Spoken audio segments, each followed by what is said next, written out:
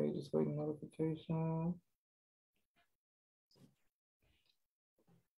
Okay, boom. And we are live. I want to thank everyone for tuning in to a very special edition of Off the Record on the People's Podcast this evening.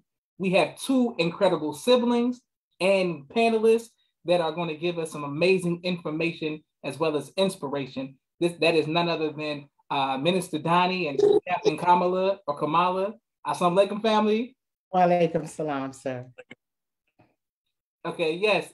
This means so much to myself, my family, and the viewing audience of the People's Podcast that you all would give us a firsthand experience of what it was like growing up prior to 75 and then being able to persevere and still be here. We want to start with you, Student Minister Donnie. What was it like? First of all, who were your parents? And then how did they raise you prior to 75? Yes, sir. Well, thank Allah. In the name of Allah, the Beneficent, the Merciful, I bear witness that there is no God but Allah, who appeared to us in the person of Master W. Farad Muhammad, the one to whom all holy praise is due. Forever I bear witness that the most honorable Elijah Muhammad, that he is the Messiah, the exalted Christ, and I bear witness that the Honorable Minister Louis Farrakhan is a divine reminder, grace among us. I greet you, Assalamu alaikum. Welcome, sir. So our upbringing, beloved, was pretty strict Muslim. My father was a very strict disciplinarian. We had all kinds of the rules. We didn't know the difference from the rules from other children. They seem to have no rules. We seem to have all the rules. You know, I couldn't play football. Father said that was definitely no sports. He told me that I wasn't going to be hanging out on the weekends with all the other students. I was, or children. I was pretty much working, or we were at FOI class on Saturday, and then mosque on Sunday, and then Wednesday and the Friday meetings. We made all the meetings. Yes, sir. Parents made all. My mom made all the meetings, so my dad worked the night shift. Yes. So, my father carried the Muhammad Speaks newspaper. He carried as much as he could. He stacked quite a few as well. He stacked papers, but he also value in the Muhammad Speaks newspaper and getting that word out. And so, yes, sir, it was a pretty strict, disciplined household from my perspective. Growing up. Wearing my hair a certain way.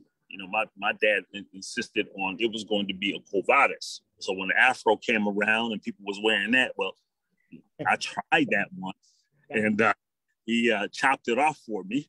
So he said, "That's the last time I tried to wear afro. I still don't wear it today." So that's just the way we were raised. And then our food selection, we always looked different. It always seemed that we were different. Y'all was eating brown bread. Everybody else eating white bread. All that kind of thing. You don't eat peanut butter. You don't eat peanuts. Nobody even had any kind of restrictions on their diet. We just, everybody, what they want. We were like all kinds of restrictions. We know the difference. Right. So Kamala is, let me tell you about my sister Kamala. She is, we always call her in the family. She's like the memory of the family. But if something happened in the family, man, she knows the details of it. I may know the general, and she'll go drill down and remember what happened and who went left and who went right, and who sat down and who stood up. So you're about to get the facts. I'm sure I glossed over a bunch of things. Yes, sir.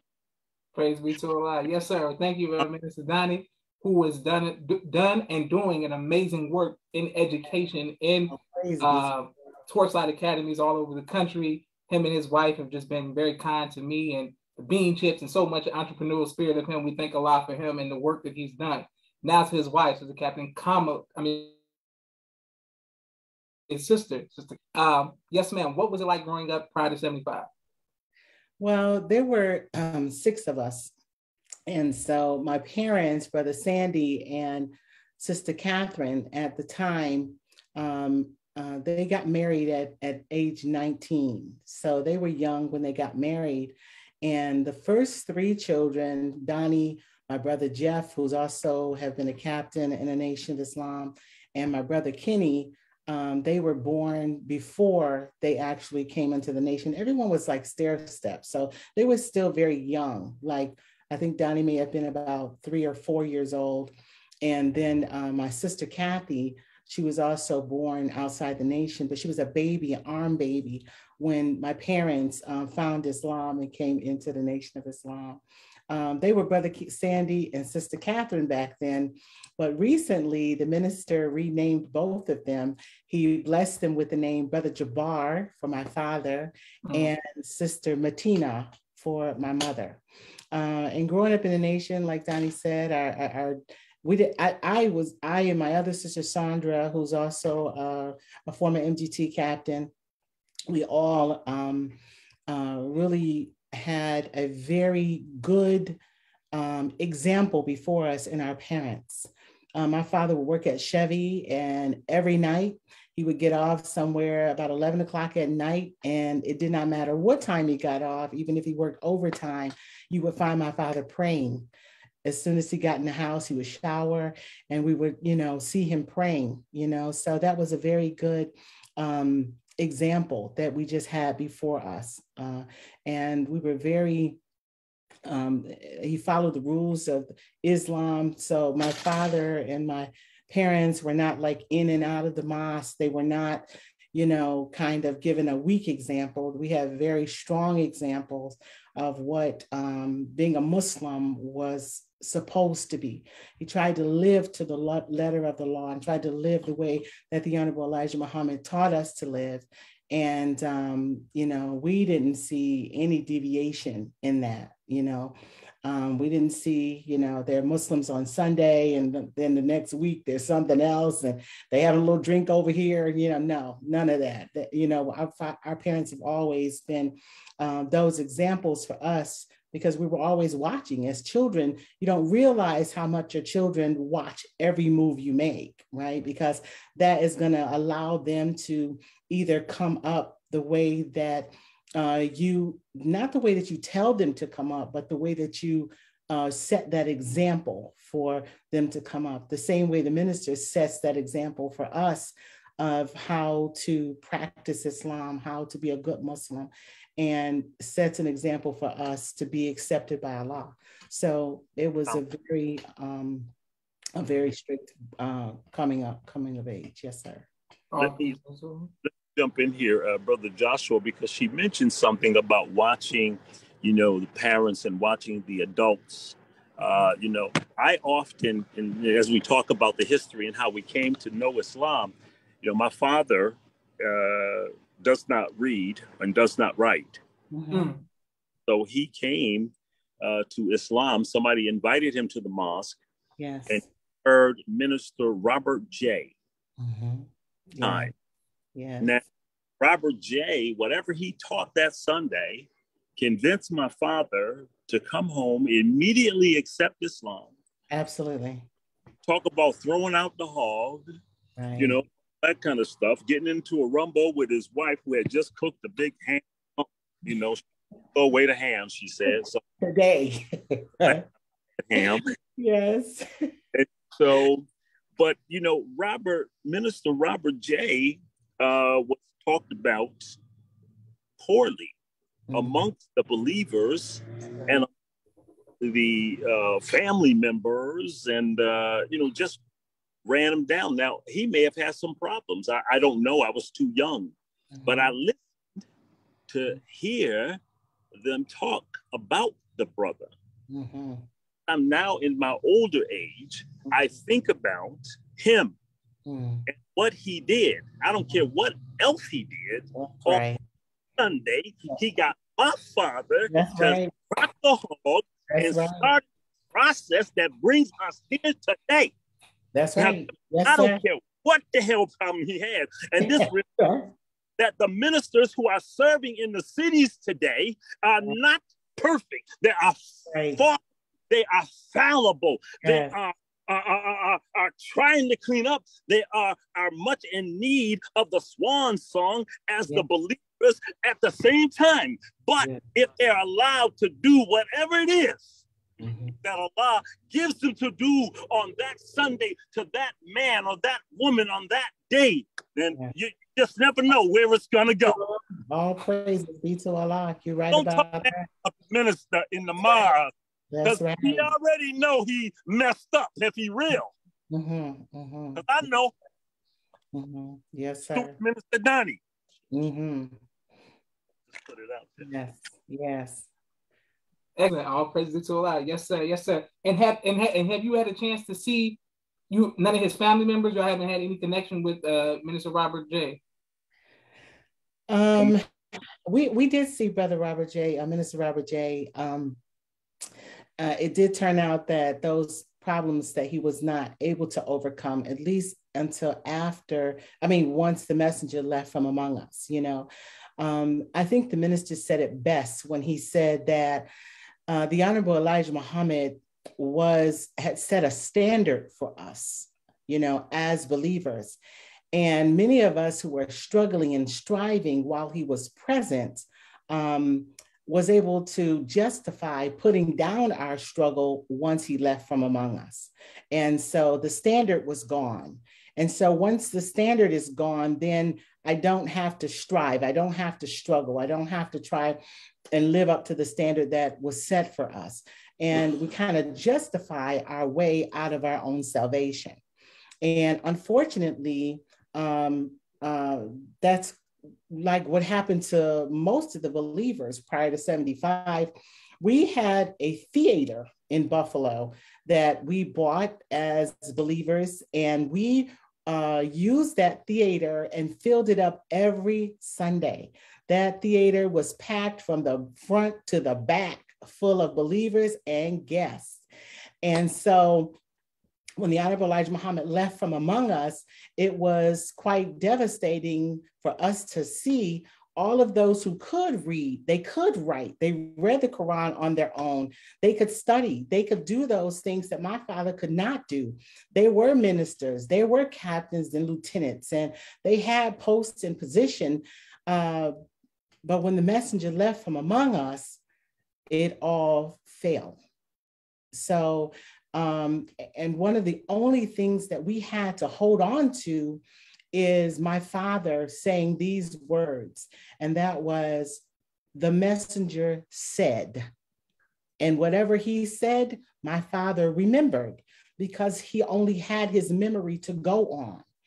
And so that was the standard that never left for us. Even though, we've had our struggles, trying to live up to that standard, but my father never, we were really blessed that he was able to stand through all that he was able to stand through based upon the fact that the messenger said that he was coming back. The messenger said that this would happen. The messenger said, eat like this. The messenger said, whatever the messenger said, whatever the messenger said, he had to remember it. And he kept feeding us that, over the years that we were without the messenger in our presence. One of the things we did have in our presence was the Black Family Day rally that Minister Farrakhan did on Randall's Island in 1974, right before the messenger left from among us. And for me, as a young child, that was probably the highlight of my experience in the Nation of Islam. When we were sitting on Randall's Island with about 80,000 Black people, and there was an overcast. And the minister wasn't on the stage yet, and how children would walk on the bleachers while, we're waiting. So as we're walking on the bleachers, my dad says, look up there he is. And he was in a helicopter. And he came down, they dropped the ladder on this helicopter, and he's in his, white FOI uniform, and he climbs down and he mounts the stage and just blows everybody's mind. And it was just so beautiful. He did a wonderful speech there that day. But after that speech, that was the speech that we used as an album that came out. And as my father and my, parents were listening to the time of judgment that the messenger did over and over and over and over again to feed us while there was no physical presence of him here. That album, the Black Family Day Rally, is what we as children listen to over and over and over again to inspire us and to remember the Nation of Islam and to remember the way that we were taught and to remember, what our structure is. And so even though we weren't permitted to go to the local mosque, because my father was not having it, I'll tell you that in a second, but that's what we fed off of daily. And my sister and I used to be playing on the hi-fi. You know what a hi-fi is? I don't know if y'all remember that, but it's where you play albums, right? It has speakers on it and everything. And we would play that to the point where we knew every word of it from beginning to end. Of that lecture. And we listened to that for years until we heard that voice once again when the Honorable Louis Farrakhan came to Buffalo, the end of October 30th, 1982. He spoke at the University of Buffalo, and the lecture was called The Bee. And at that lecture is where we reconnected with the minister and with our nation, and was so happy that he sent to us our minister at that time, Brother Dennis Muhammad, who brought the flag and planted it there in Buffalo for us to be able to pull up on once again. All praise be to Allah. Excellent. People showing you all love all across the country. Alaikum salam, my sister Miriam, and we can't wait to put this on YouTube. All right, yes. Now for you, to Minister Donnie, what was it like to see the world believe that the Most Hon Elijah Muhammad was dead, your father tell you he isn't? How do you wrestle with that as a son, and then first, and then second as a believer? Well, I'm certainly glad you asked that question, because I believe it's the purpose that I'm here now. My sister and those of us who survived the departure of the Most Honorable Elijah Muhammad. Yes, sir. It was catastrophic. Yes. Now, I'm going to college. I'm selling the paper. Right. I'm young. I'm a freshman. Yes. I'm going in here. I'm going to blast them up. I get the call. The Honorable Elijah Muhammad is dead. Yes. Huh? Yeah, this is February. We all packing up. We've been to go to Chicago just about. I've been to school, selling the paper, bow tie down. They coming after me. Man, I thought that he was on dead, man. See, I told you Elijah Muhammad. Well, nah. Hey, I don't know. I can't defend that. I don't have no Islam, deep enough. So I go home and my father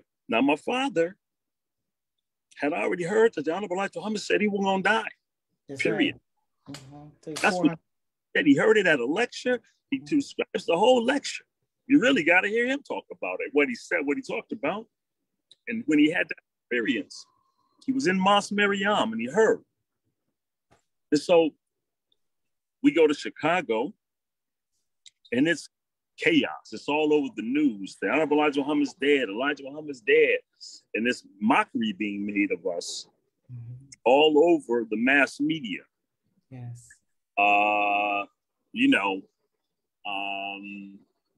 And mass confusion. But we're going to Chicago anyway. We're going to see for ourselves. The messenger not dead. That's my father saying he's driving. We get to Chicago.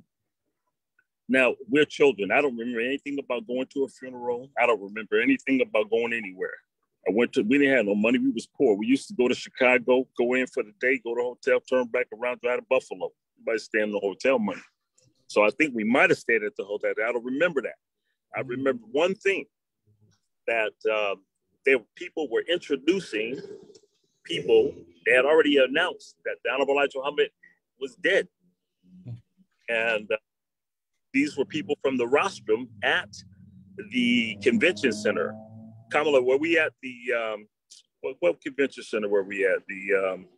Well, I don't remember which convention center it was. I just remember that we were watching it. So we weren't present there. I remember. You may have been there, but yes, but I was not allowed to go to the actual funeral. But we just remember seeing, believers and people talking and, upset and crying and the casket and just, those kind of things. And then listening to my parents argue. And my mother's trying to convince him that there's a body, Sandy, there's a body. The family is upset, how can he still be alive? And she's trying to convince him, and he is not having it. He is just not having it. I don't care what you say. I don't care what they say. He didn't say it. That's not what he told us, period. Right. And so that he was not going to bend on that. That's and right. So we were very confused, especially as younger children, because they were talking to each other, but there was nobody really sitting down talking to us as children. We're like, our whole world has turned upside down, right? Because, even though we had cousins and friends, our friends were the believers. Our cousins were the believers. When we go over somebody's house, that was a believer's house we were going to, and vice versa. So everybody we knew was in the mosque. Everybody who we interacted with was in the nation. But now the nation is like turned completely upside down, and my mom was saying when she was there in the audience that she wanted to, when they were bringing up Wallace as the new person to lead, that she wanted to scream Minister Farrakhan's name, right? But for some reason, she said she could not get it out. She wanted to do it, but she could not get it out. But that's what we were hoping. Now, listen, Kamala, you were right at that spot, because Joshua, as I was sharing with you, I don't remember nothing else that happened. Okay. All right. I only remember this one thing. I'm sitting in the audience and they're telling me who the next leader of the nation is going to be. And I'm saying to myself, Farrakhan, yes. I'm going to lead the nation. Word is bond, strike me dead right now. I was praying, Farrakhan, because he the only person I knew, man. Right. He was the person that really capable. Yeah. Loved the messenger. I didn't know. I didn't trust nobody else that loved the messenger. That's true. Okay? He was there. He bare witness. He laid down his life, and I was praying. And then when they brought Wallace up, I didn't know what happened. Right. I was totally confused. He was wearing a beard. He was wearing a uniform. He was totally, that didn't match nothing I grew up with. Right. So that instance, that was it, man. I'm leaving the place, and I don't know what happened. Right. Go ahead, Kamala. I was just saying it was a very confusing time for us. It was a very confusing time. And, if it was not for my father continuously rehearsing the words that the messenger said and what he did not say, there's no question that we would have been with that same group. And even when we came back on the whole drive back, I remember, because they would pile all six of us up in the car and we would drive down to Savior's Day every year, right? And so on the whole way back, my father and mother are, in disagreement. So right inside of our house, we were at discord. Like, who do we believe, mom or dad? You know what I'm saying? But like I said, no one was talking to us because they had not come to a consensus themselves, and people really thought when we got back to Buffalo, people thought that my father was just going insane. He was just really, he couldn't handle it. And, me being so young, when you see young children around, don't think they're not listening, because that's how they learn. And I was listening to everybody and everything. So when my sisters would come over and they would talk to my mom and they would say, how's Brother Sandy doing? As if my father was sick or something, mentally sick. And so now I'm questioning, is something wrong with Dad? He looks the same, and he acting the same, but, and the teachings had changed overnight. I mean, literally overnight. I wanted to talk about, oh my God, how it affected you trying to go to the mosque and what Dad did. But I just overnight situation, because that was, I think once I got back from Chicago to Buffalo, now the reality is setting in. Yes. And we're getting my captain, the minister, the lieutenants, everybody's telling me he's dead. And the message is not dead. Now we got something on. And where do you go? My father was saying, don't go to the mosque. My whole, I go to the mosque every time. It's all built in. It's all in the genes. It's automatic. What do you mean? Don't go to the mosque. Yeah. Where else do I go? Right. And so what's going on? And so then my father was accosted. My father really was accosted. Yes. He was brought up. He was threatened that he couldn't stay here and talk that Elijah Muhammad is alive stuff no more. You're gonna have to leave, Brother Sandy. And they would tell him that, and he would say, I'm not going anywhere. I'm not going anywhere. And they would try to say, you can't keep saying Elijah Muhammad is alive. And he said, well, he is alive, and he would stand on that. And one day he took myself and my sister Sandra, he took us to, I don't know if y'all remember Howard Johnson, but Howard Johnson was like a hotel, but it also had a little restaurant in front. And he would take us there every Saturday. And this particular Saturday, he took us to Howard Johnson, and one of the brothers, who was a friend of his by the name of Brother Herbert, had come and met and sat with him at the restaurant. Now, mind you, I'm like maybe 7 or 8 years old. My sister is just a couple years older than myself. And so we're sitting there, but we're listening.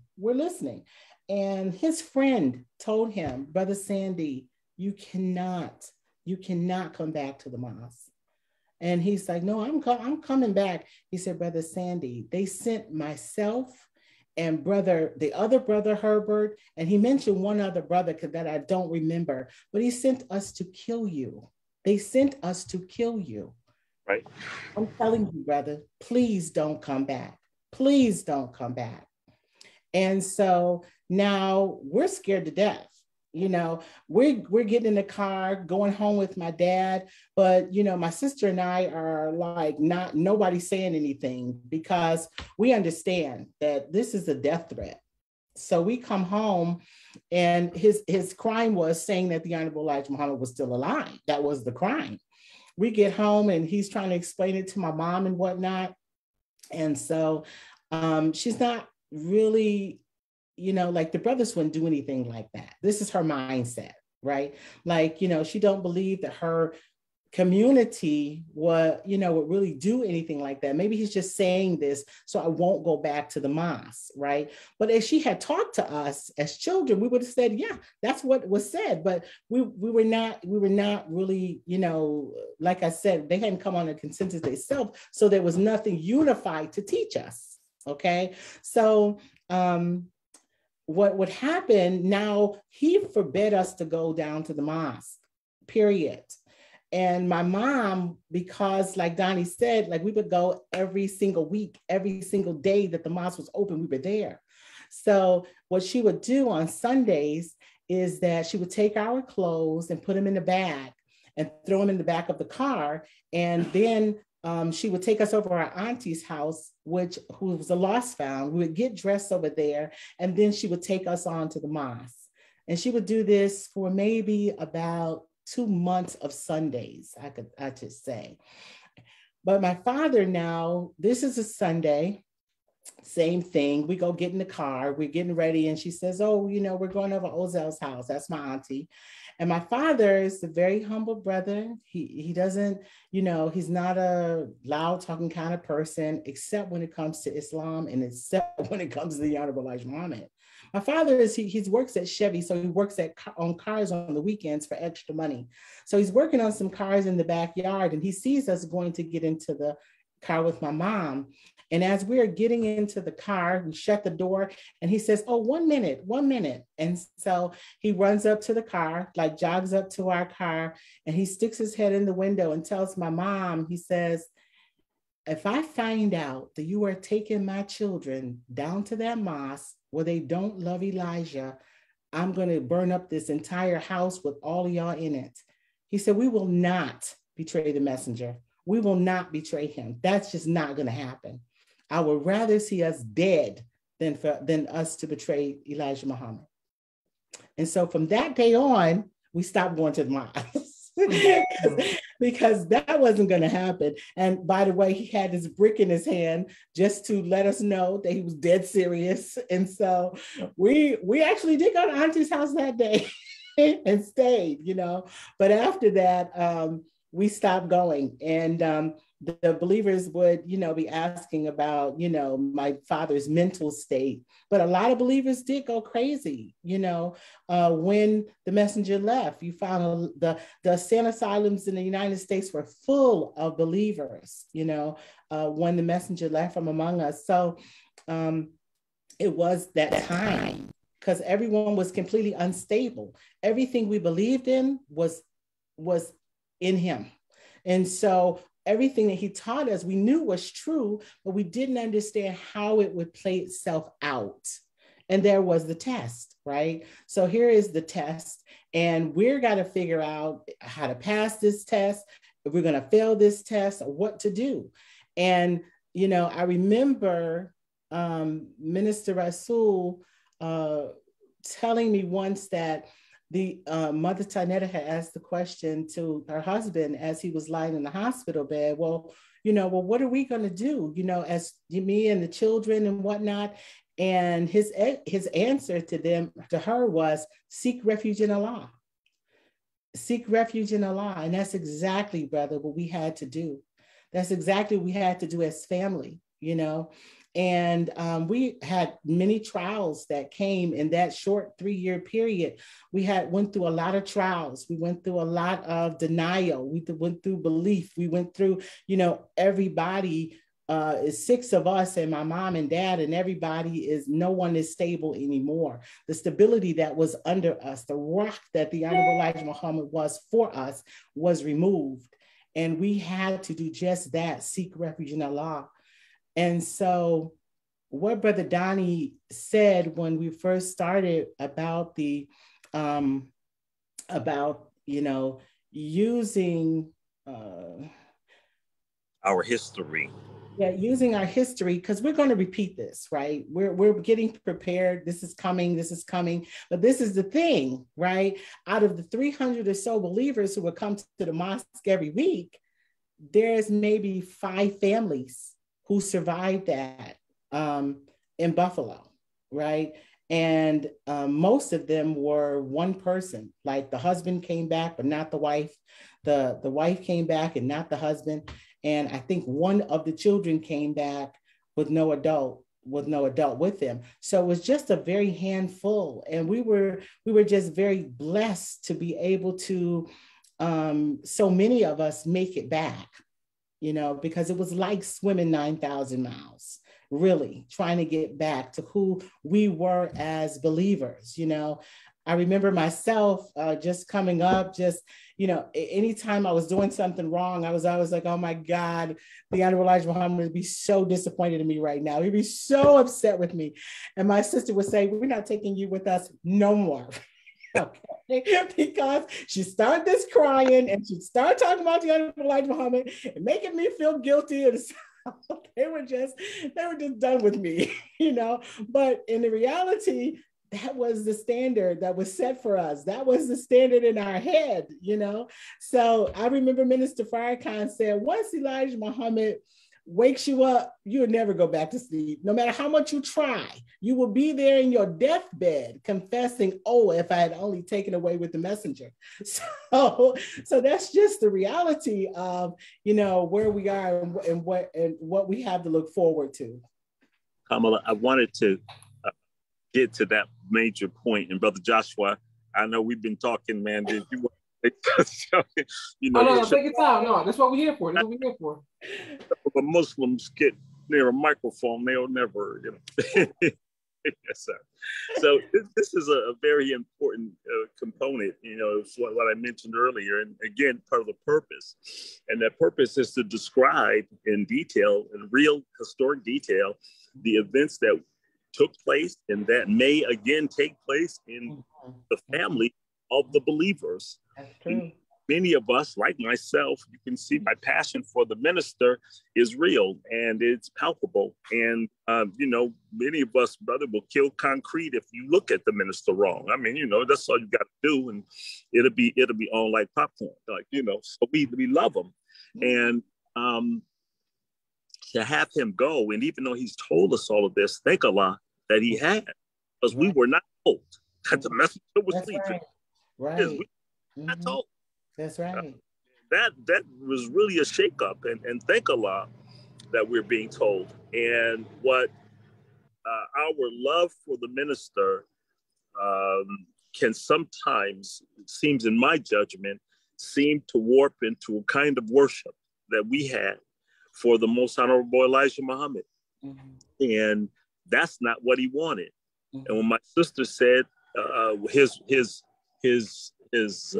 advice to Mother Tainetta, seek refuge in Allah, that's what he wants. He wants us to seek refuge in Allah using his guidance and example, thank Allah, to navigate what is coming.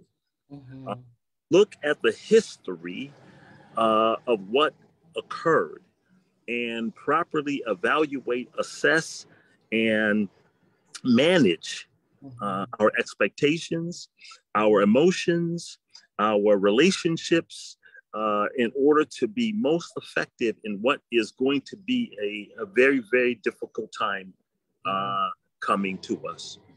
Yes, and that's really important. Like I said, when we would go to the mosque, these were all of the officials are people we loved and admired and, looked up to in every kind of way, and then to see, so many of them, just leave the teachings behind and leave the messenger behind and leave the guidance behind and leave our example and who we, defined ourselves as being followers of the Honorable Elijah Muhammad. That was no more. I remember my father, I want to say the very first Muhammad Speaks that came out after the messenger left was Wallace on the front cover. And the title of it was, I Was Born for the Mission. He had on a white FOI suit, and at the top it read, I was born for the mission. And I remember my father looking at it like this, right? And so my mother said, the title of it, and he looked at it and he said, yeah, but what mission, right? And so then that was like a whole nother question that opened up, because then they started, telling the sisters to take those garments off or take our headpieces off. And, we would pray differently. We would do everything so differently. But little did, we like the minister said, I didn't know that they didn't love the messenger like we were taught to love the messenger, like we love the messenger, And so that was really, especially coming from among his family. You don't really realize that even though your family, I guess in our eyes, the family would make sense that they will all stay together, think alike, so forth and so on. But that's just not the dynamics of a real family, right?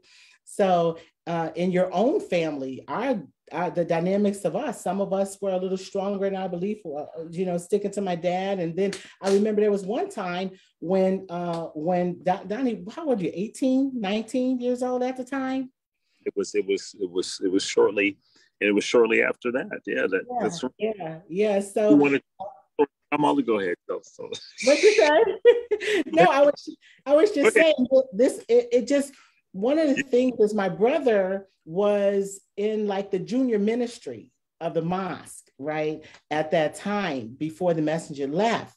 But there became a time when I remember I was sitting on the stairs, like I was always sitting on the basement stairs, watching my father go off or doing something. So this particular time I was there, and my father was like, you don't tell me, about my God. And he's talking about Master Prophet Muhammad. He's talking about the Honorable Elijah Muhammad. And my brother said, Daddy, I just don't believe that anymore. And it just blew me away as a child. I know that he didn't even see me there. Less known did he know the effect it had on me. Because now, as a young person, I'm the last of 6 children. I see each one of my siblings kind of going off, on their own, trying to discover who they are now that the nation is no more. And that's what it felt like. The nation was no more. And according to the minister, if I remember correctly, I remember him saying something to the effect that the nation, it's going to appear as though it is dead again. And there will be 4 mosques may stay open, maybe 5, right? If I'm saying this or remembering this incorrectly, please correct me. But I just remember him saying that that time will come, where it looks as though the nation is dead again, but it will not be dead. I remember him saying that too, that no, it will not be dead, but it will appear as such, so. You forgot, Go ahead. So what you heard, in addition to what you heard me say about not believe in what. Yes, go ahead. I don't remember that part. You can say it. No. Maybe I remember what you said. Never. Oh yeah. I do. Yeah. Remember that? How I said. Yeah. Return to the nation of Islam again. Yep. Yes, sir. I remember. Yes. And I remember Daddy was saying that, everything that you got come from my God. Everything that he provided for us. You don't turn on my God. I remember him saying that, and I remember how determined that, he was that was going to be the law in his house. So if that's your belief, then you need to take it with you because it can't stay here. Okay. So this is, and then we had our certain fallout. And so for us to hear the minister, because the messenger always said that my sheep knows my voice, right? And so we had heard a lot of other speakers come up and talk without, but what really helped us, and at that point, when we finally went to that lecture in 1982 called The Bee at the University of Buffalo, there were lots of people there. The stands were full of people. And the minister had stood back up. And so we were going to see, if he was with the Honorable Elijah Muhammad, and, and my father was like, he heard him a little before, like a month or so before. And he was like, Farrakhan sounds like, he is trying to reestablish the nation. So when he took us to this meeting, it was himself and my 2 sisters and myself. And we were sitting in the stands, and he taught a beautiful lecture about bees making honey in the carcass of a lion. And it was a gorgeous, beautiful lecture. But we only wanted to know one thing, and that is if he believed that the Honorable Elijah Muhammad was still physically alive. That was the clinch point for us, because if that is not the case, then I don't know where he's going from here, right? According to my father. So at that lecture, we had saw headpieces for the first time in years, right? Sister Ellen, who was Brother Dennis's wife, she was there. She had a garment on and a headpiece. We had saw bow ties for the first time in years, you know, because all of that was things of the past. They had changed the garments, the wear, you know, we had security. We saw, you know, security for the first time. And so we're just paying attention and watching around us. But at the end of the lecture, Minister Farrakhan allowed my sister to have the last question. This is my eldest sister, Kathy. And she asked him, this is how I recall it, that he said, "Sister, go ahead." And she said, "Well, do you believe that the Honorable Elijah Muhammad is still alive?" And he answered by saying, "Yes, sister, you know, he's alive in you and he's alive in me, and the spirit of Honorable Elijah Muhammad would never die." And she just said, "No, sir, I want to know." I want to know if you believe that he is physically alive like you and I are standing right here today. And he said, yes, ma'am, I do. And that was enough for us. If he had never said a word, he didn't have to speak 2 hours for us. That one "yes, I do" was all we needed. And boy, nobody knew why we were crying like fools in the background, but all of that pent up, you know, confusion and you know, not understanding what's going on, and you know, all of the naysayers and all of the people calling us crazy for following my father and calling my father crazy, and you know, all of that went away in an instant with him saying, "Yes, I believe that the Honorable Elijah Muhammad is still physically alive." And so by Allah's grace, you know, we were all called back to the faith. Now, I wasn't there that happened. Yeah. I was in San Diego or somewhere in California acting crazy. I was out smoking crack and reefer, crazy, and chasing down money. I was a commodities broker, so I was making good paper, you know, that kind of thing. And it took coming all the way down pretty much from that crack. My brother was in San Diego as the captain, Brother Jeffrey Muhammad. And I think it was just before the Stop the Killing. So it was absolutely before Stop the Killing, because Allah blessed him with that idea of Stop the Killing, to talking to the gang member. Yes, sir. Exactly. So it was just about that time. And the brothers, thank Allah, tied me up. They had an FOI house. They chained me to the bed. Because, brother, I know how to get money. And if it was going to take cracking money, they're the same things. I was going to get it done. So I could go for 5 days, you know. Right. So they chained me to the bed for about that long or more. To dry me out, clean me up. And this was a few times around, you know. But this one seemed to work a little longer. Well, that's because you had come back from Buffalo, because you were in Buffalo at the time. That's right. It was your brother-in-law, Eric, who actually went into the crack house with Jeff in order to come and get, they kicked down the door of the crack house to get you out of there. And I know you don't remember most of what happened because you were just pissed that they took you from the crack house, you know, and they literally had to tie him up. And my mother was so upset and she's crying, and just leave him here and we'll help him. My brother said, "Mom, this is not your son. This not at all. You don't know this man, you know." And they literally had to chain him to the truck and drive him. Did they drive you from Buffalo to California? Back to California, back to San. Way back to San Diego. Yeah. Tied me once I knew it was going too far to walk. So you know, once I got in Dixon. Yes. But then came back to be a phenomenal helper. You know, came back into the nation in San Diego and became a phenomenal helper.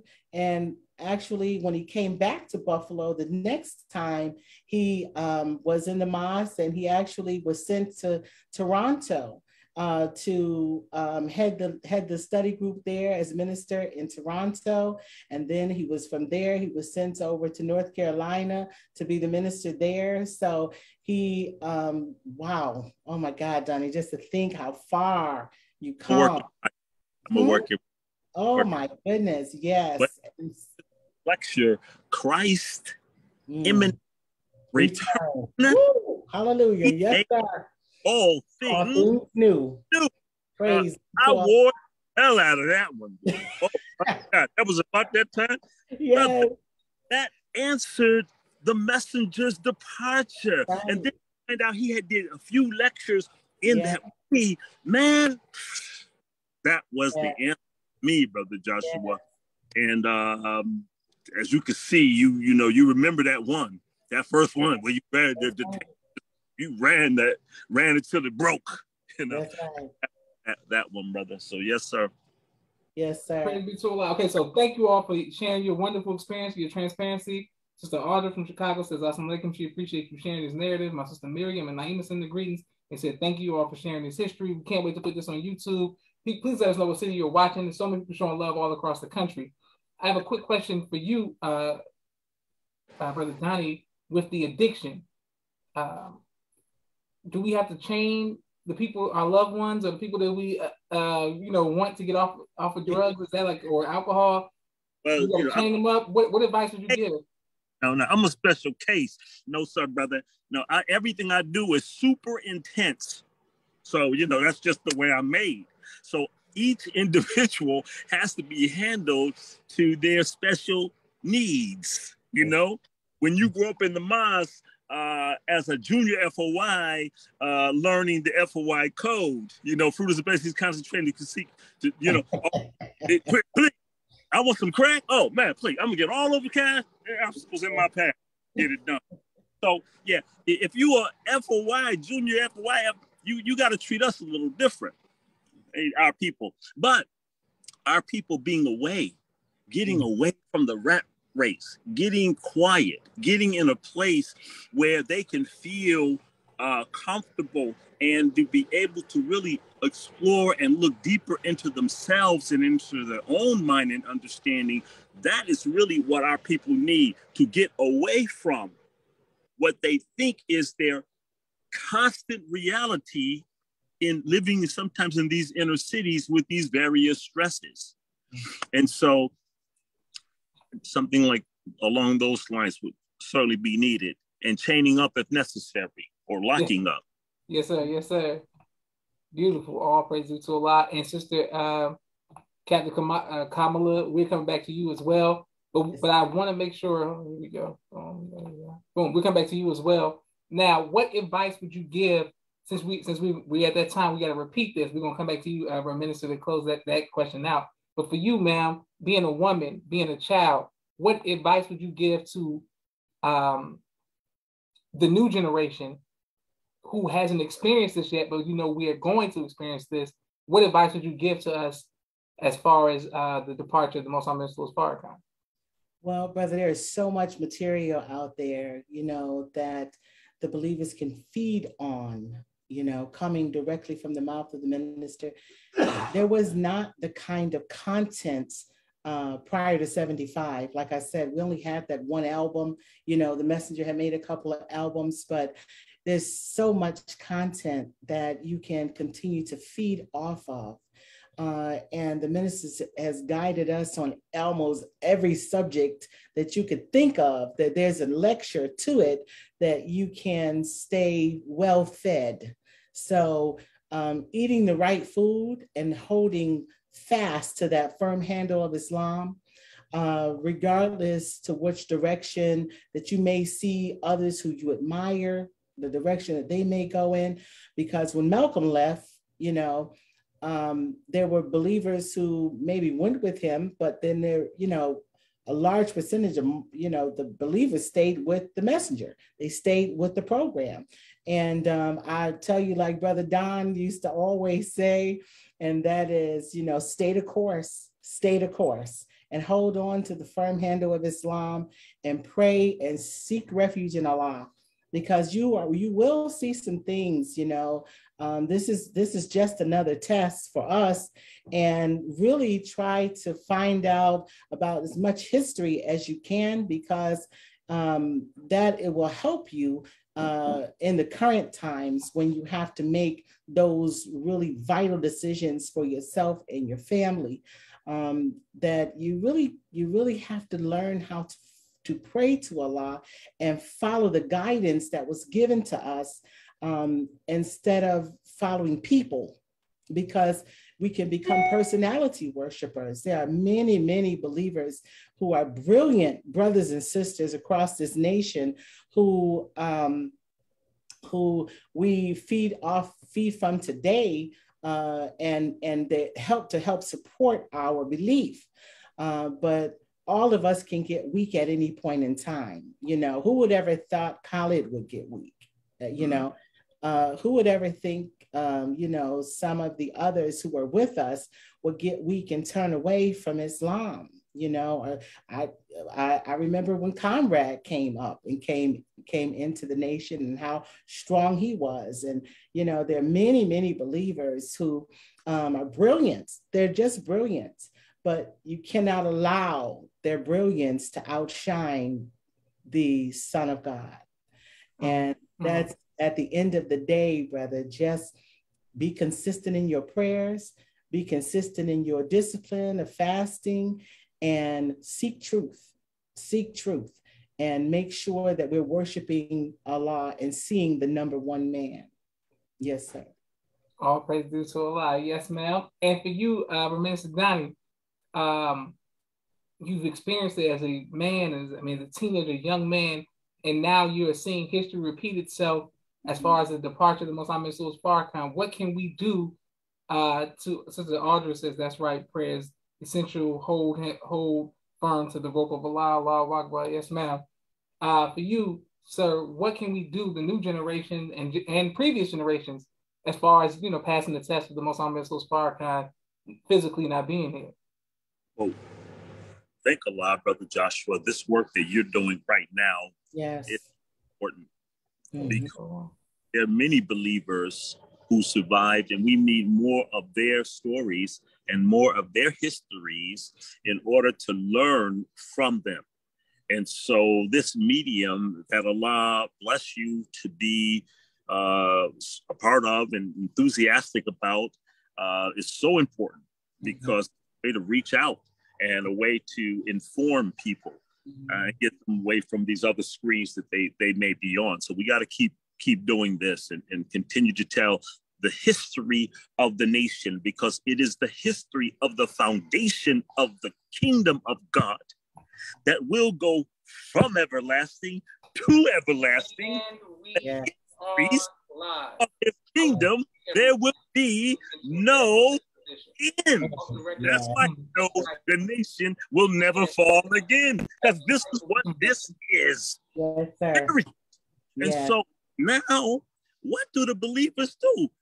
So right, Sister Kamala, the study guides. We didn't have the study guides. We had to live book 1, book 2. We had the rest of the black man. Now that's a lot. That's good. That's tremendous. But we was like the minister got us on the study and the study circles. We weren't doing that at the mosque on Wednesdays and Fridays. Excuse me. One moment. I got a little.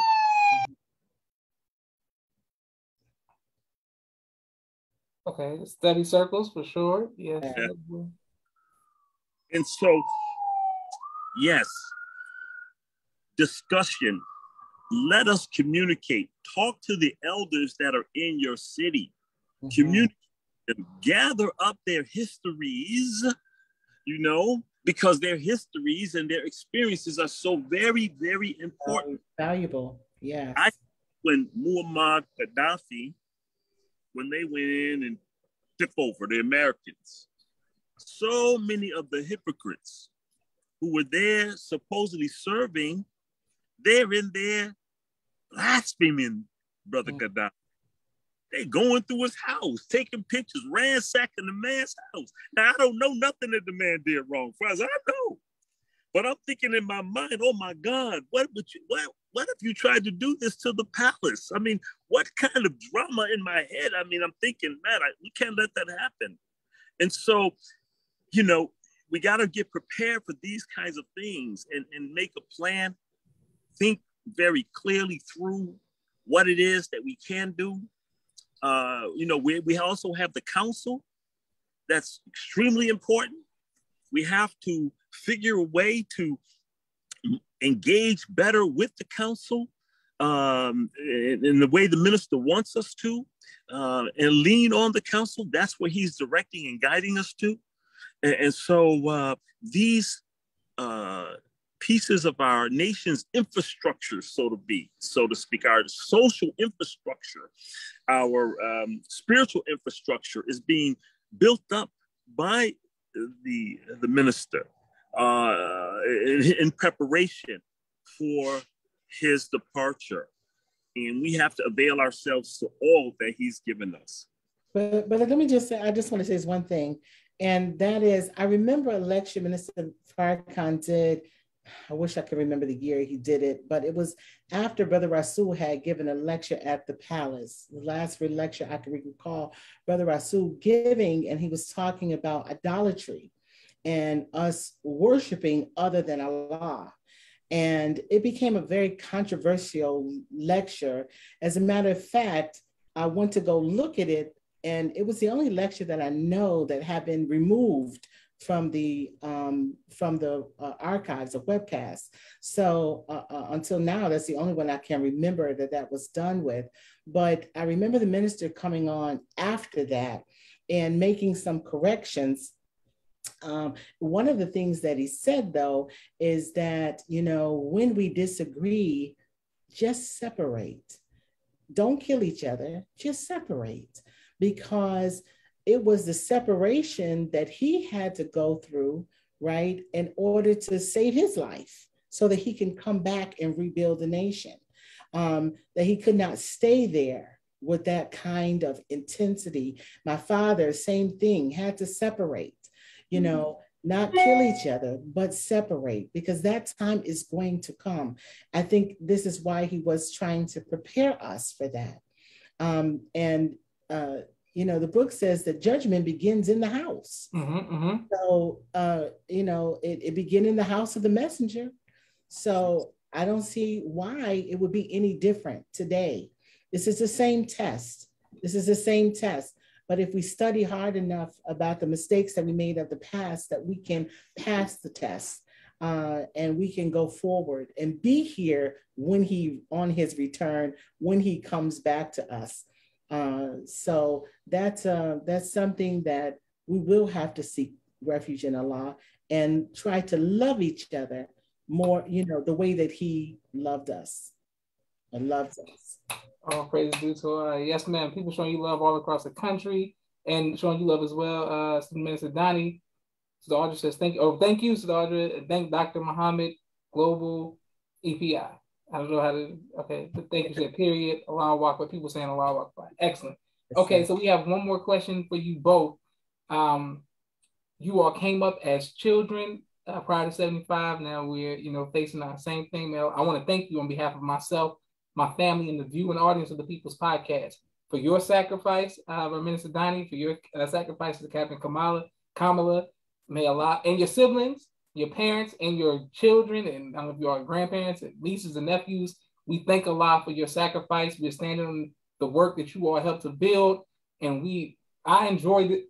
I enjoy the podcast. I enjoy learning from the believers. So hopefully that, you know, my faith can, you know, be strong when we're tested as well. For you, we're gonna let Brother Minister Donnie close out, but we'll go for you, ma'am, because people were texting me questions as well. Hold on, somebody else said something. Study circles equate to 360 knowledge. 1982, she was looked at the 1982 lectures, preparation for the nation's departure today. Amazing. Praise be to Allah. People just, you know, synchronicity. All praise be to Allah, to whoever that's the state. Yes, ma'am. My question for you, ma'am, is we know what we should prepare for. What, I want to mention what this, knowing what you know now, both of you, but we're going to come to you last time, is know what you know now, that there has to be separation, that there's going to be wheat and tare, you know, scriptures, all of the good stuff. What are you individually going to do when the Most High Farrakhan departs? buckle down and pay attention You know, the minister, he spoke, well, the last time that I can remember him speaking in Phoenix, I remember him, reminding us that we have the number 2 city with the most hypocrites, and number 1 being Chicago. So even though we sit next to each other, you know what I'm saying? All of us are not believers. And so I'm trying to find believers in order to galvanize and feed each other and commune together in order to keep the spirit alive that we are going to be going through this dark period, is very important. And to watch and to listen, because you can hear when someone is following our teaching, and then when people start to go in different directions under what I call Islam, right? So when you start just adding a little bit to the teachings here and adding a little bit, taking away there, you can hear that. And trying to be vigilant in listening for yourself. And then if a person is willing to be corrected, at least be able to speak out to say, well, that's not what was said, that is what was said, and just really being diligent and trying to stay the course, because staying the course is what's going to get us where we need to be. And doubling up on our prayers and doubling up on our sacrifices so that we can see the hereafter and be here after what is coming to us. There's no question that it's coming. We've been preparing for this for quite some time and pulling out those study guides and getting a good understanding and ask Allah's guidance. At the end of the day, He is the one who can guide you aright every time you ask. He says, ask and I will answer you. Right. So I plan on asking a whole lot and asking for mercy along with that asking. Yes, sir. Beautiful. All praise due to Allah. Excellent. And for you, student minister Donnie, what do you plan to do on the departure of the Most Honorable Farrakhan? I'm going to do my absolute best to obey everything that both of them have asked us to do. He said 1 meal a day. He's a couple sages they gave. He said it is the law.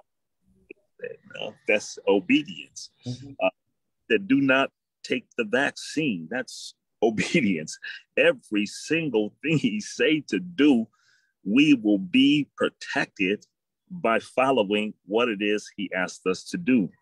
And so I'm sure we have our instructions, we have general orders, and then he's given us some specific orders, and then he's give us some directions to prepare. He said, silver, buy gold. He said, buy land. He said, you have to prepare. I look at the refugees and I see them leaving the war over there with Russia. And I'm saying, look at where they're going. They're going to somebody else's country. They got to go somewhere else. But we got to have refugees in our country. We see the enemy and how they're being riled up, just as Most Honorable Elijah Muhammad and the Honorable Minister Louis Farrakhan taught us about. As they see their incoming, they become more and more virulent in their disagreement and dissatisfaction with the way they see things going. And so he has prepared us and is preparing us.